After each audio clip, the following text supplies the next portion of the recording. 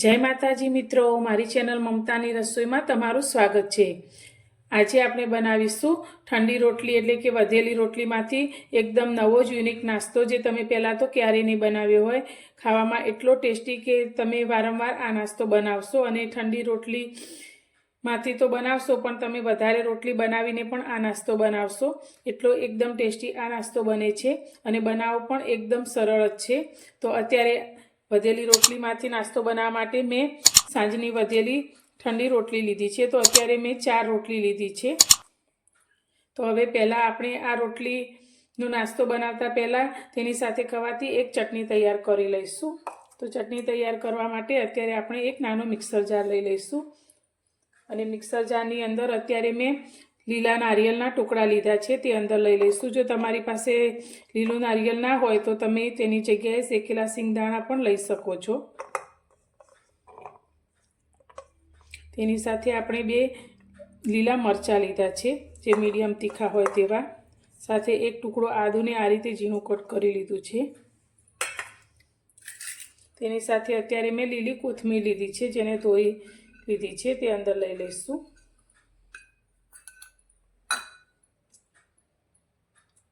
ચપટી જેટલું આપણે મીઠું એડ કરીશું। તેની સાથે આપણે 2 નાની ચમચી જેટલી ખાંડ એડ કરીશું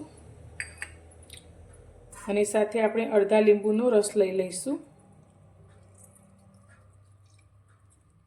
તો આ ચટણી એટલી ટેસ્ટી બને છે કે તમે કોઈ પણ ફરસાણ સાથે આ ચટણી ખાઈ શકો છો। હવે ચટણી આપણી ઘટ્ટ તૈયાર થાય તેના માટે અત્યારે મેં બેસનની થોડી સેવ લીધી છે તે અંદર લઈ લઈશું અને 2 થી 3 ચમચી જેટલું પાણી રેડી અને તેને આપણે પીસી લઈશું।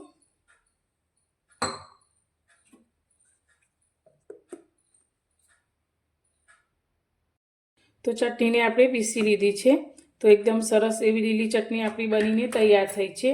તો આપણે આ રીતે એકદમ પાતળી પણ નહીં અને એકદમ ઘટ્ટ પણ નહીં તેવી ચટણી તૈયાર કરી લીધી છે। તો હવે ચટણીને આપણે થોડી વાર માટે સાઈડમાં મૂકીશું। હવે આપણે ઠંડી રોટલી લઈ લઈશું। તો અત્યારે આપણે એક મિક્સર જાર લીધો છે તો તેની અંદર આપણે આ રોટલીના આ રીતે રફલી મોટા ટુકડા કરી અને અંદર લઈ લઈશું અને આ રોટલીને આપણે મિક્સરમાં પીસી અને તેનો દરદરો પાવડર જેવું તૈયાર કરીશું।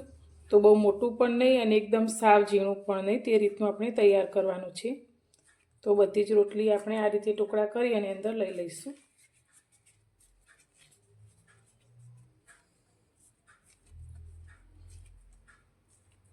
તમે એકવાર જો આ નાસ્તો ઘરે બનાવી લેશો તો 100% તમે વારંવાર આ જ નાસ્તો ઘરે બનાવવાનું પસંદ કરશો। તો એટલો ટેસ્ટી બનીને તૈયાર થાય છે। તો નાના મોટા બધા જ આ નાસ્તો ખાઈને ખુશ થઈ જશે। તો હવે આપણે રોટલીને પીસી લઈએ। તો રોટલીને પણ મેં પીસી લીધી છે। તો આ રીતે આપણે દરદરો ભૂકો થાય તે રીતની પીસવાની છે। તો તમે જોઈ શકો છો આ રીતે આપણે રોટલીને પીસી લીધી છે। અત્યારે ગેસ પર મેં એક કડાઈમાં 2 ચમચી જેટલું તેલ ગરમ કરવા માટે રાખી લીધું છે। તો તેલ આપણું થોડું ગરમ થાય એટલે અત્યારે આપણે અડધી ચમચી જેટલી રાઈ એડ કરીશું। રાઈ આપણી થોડી ફૂટી જાય એટલે અત્યારે મેં 1 ચમચી વરિયાળી લીધી છે તે અંદર લઈશું। ગેસની ફ્લેમ થોડી ધીમી રાખીશું અને થોડી હિંગ લઈ લઈશું। હવે આની અંદર આપણે પાણી રેડવાનું છે। તો પાણી રેડતા પહેલાં આપણે ઉપર ઢાંકવા માટેનું ઢાંકણ લઈ લઈશું જેથી પાણીના છાંટા ઉડે નહીં। હવે અત્યારે અડધી નાની વાટકી જેટલું પાણી લીધું છે તે અંદર ઉમેરીશું અને તરત જ આપણે ઢાંકી દઈશું।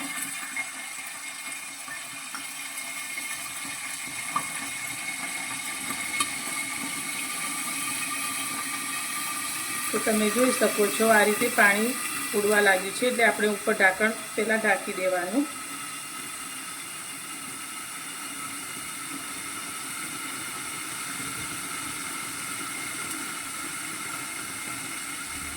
પાણી થોડું ઉડતું બંધ થાય એટલે આપણે ઢાંકણને લઈ લઈશું।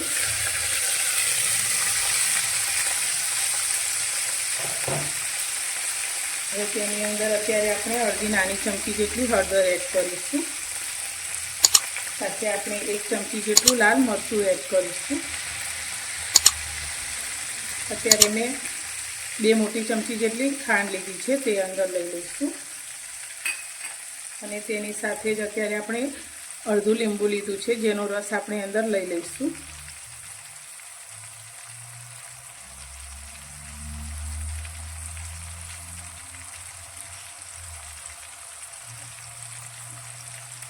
બધું સારી રીતે મિક્સ કરીશું.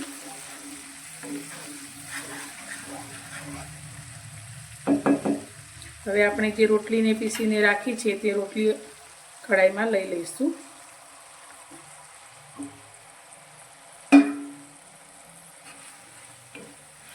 અને તેને આપણે આ રીતે હલાવશું તો બધું જ પાણી બળી ના જાય અને રોટલી આપણી એકદમ સરસ કોરી ના થઈ જાય ત્યાં સુધી આપણે તેને હલાવવાની છે.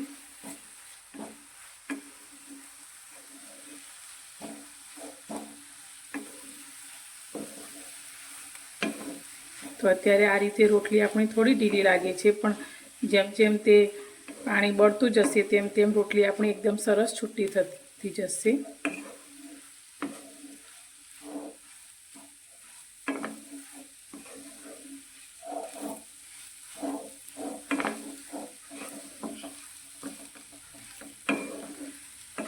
તો આપણે રોટલીમાં પણ મીઠું એડ કરેલું, જેથી આપણે અત્યારે મીઠું એડ નથી કર્યું.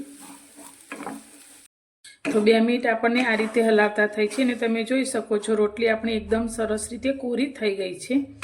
બધું જ પાણી તેમાં હતું તે બળી ગયું છે ને એકદમ સરસ કોરી કોરી આપણી રોટલી થઈ ગઈ છે. તો ગેસની ફ્લેમ બંધ કરી દઈશું.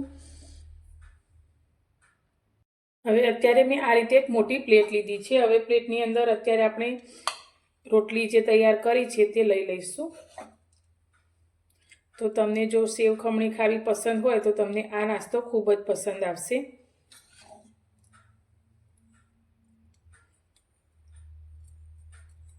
તો બધી જ રોટલી વઘારેલી છે તેમાંથી આપણે અડધી રોટલી આ રીતે પ્લેટમાં કાઢી લઈશું.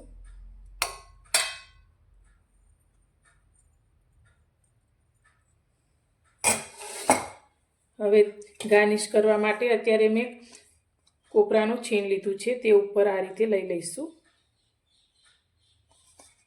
ના હોય તો સ્કીપ પણ કરી શકો છો.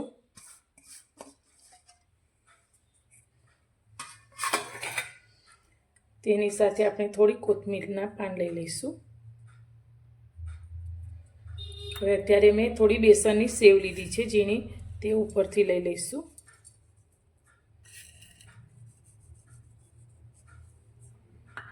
થોડા આપણે દાડમના દાણા લીધા છે, તે ઉપરથી લઈ લઈશું.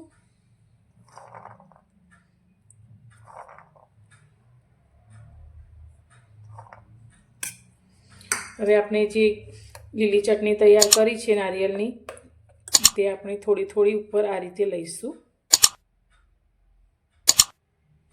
આ ચટણીથી નાસ્તાનો ટેસ્ટ ખૂબ જ સરસ આવે છે. તો તમે સેવ ખમણી ખાતા હોય તેવો જ સેમ તમને ટેસ્ટ આ રીતે રોટલીના નાસ્તામાંથી મળી જશે. તો તમે સેવ ખમણી ખાવાનું પસંદ હોય તો આ નાસ્તો તમને ખૂબ જ પસંદ આવશે. તો તૈયાર છે આપણો વધેલી રોટલીનો એકદમ ચટપટો અને ટેસ્ટી નાસ્તો. તો તમને આજની આ રેસીપી કેવી લાગી તે મને કોમેન્ટમાં જરૂરથી જણાવજો. અને પસંદ આવી હોય તો વિડીયોને લાઇક કરજો, શેર કરજો.